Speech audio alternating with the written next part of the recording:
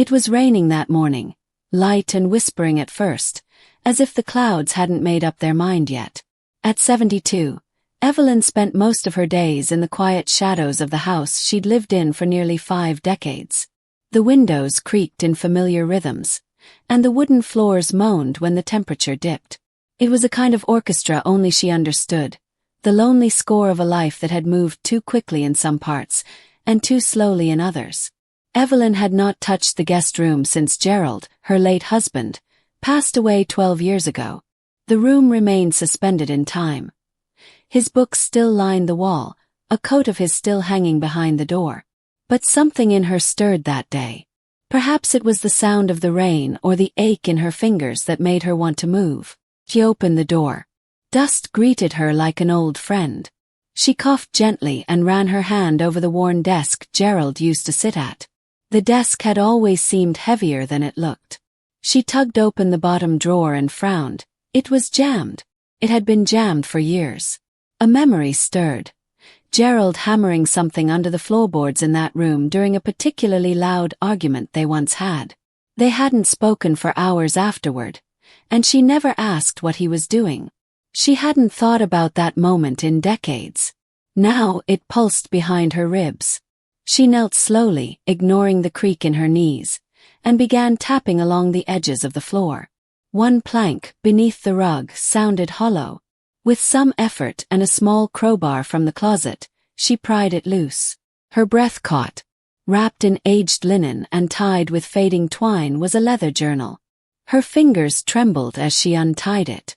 The first page bore no name, just the looping script she knew was not Gerald's. It read, "If you're reading this, you've already begun to feel the quiet." The entries were dated 1965. The handwriting belonged to a woman, Rebecca, from what Evelyn could gather. The early entries were sweet, filled with small details. The color of a wildflower growing near the lake, the way a breeze had caught her hat on a Sunday afternoon. But slowly the entries darkened. Rebecca wrote of loneliness, of waiting for someone who never returned, of dreams that curled into themselves and dissolved. Evelyn read for hours, lost in the rhythm of this stranger's grief. Then the entry dated March 17, 1966. "I met her today. She reminded me that I wasn't invisible, that someone could still see the color in me. If only I had met her earlier."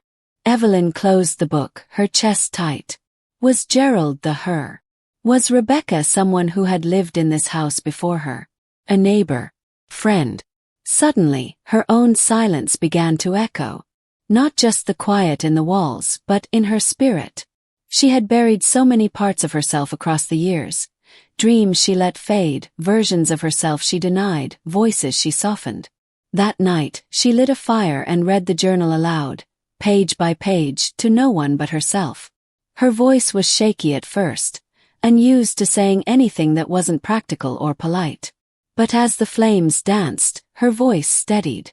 In the days that followed, Evelyn began rearranging the house. Not just the furniture but the feeling. She removed the stiff floral curtains in the living room and replaced them with sheer ones that let the sun paint shadows across the floor. She boxed up Gerald's things, all but his favorite hat. She kept that. She began wearing colors again. Rich burgundies, deep greens, velvet, silk. She even framed one of Rebecca's pages and hung it in the hallway. "You are still visible, even to yourself." Weeks passed. She returned to painting, something she hadn't done since her 30s.